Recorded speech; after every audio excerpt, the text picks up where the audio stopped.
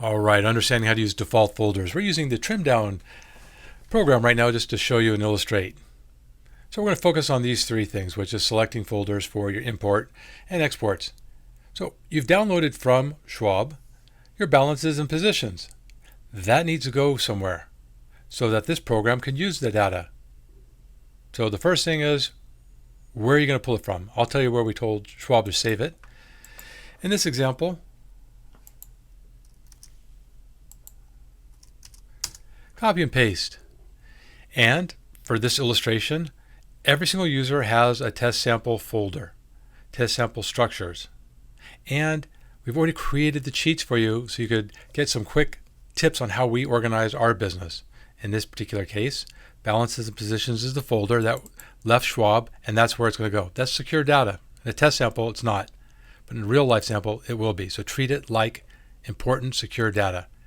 So Schwab export balances and positions. Those are two separate files, one for balances for cash, one for positions. Goes into balances and positions. All right, so now we've completed whatever allocation, and we want to tell the program, well, where do you want to look when you're ready to import into Schwab? That's easy. We created a folder for that.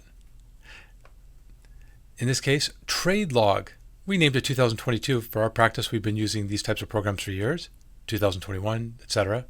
Users, just change your years as it progresses. So we make that selection. Now when the program asks at the end, where do you want to export the file to? It'll go to this spot, trade log 2022. And we do have a feature called compliance. It's a special feature that does not get traded to Schwab or exported to Schwab, but an internal device. Yet we still have to tell the program, when you're ready to export, where does it go? And we also created this shortcut, compliance log 2022. Copy and paste all these that you like, makes it more efficient for every user to be organized. Now, once these are saved, by closing and saving, now let's open the Trim Down Equities program once again now that we've closed it and saved the folder structure.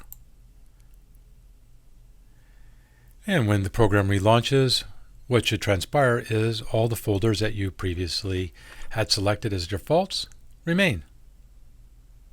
Nothing new to do unless you change it. Simple, easy.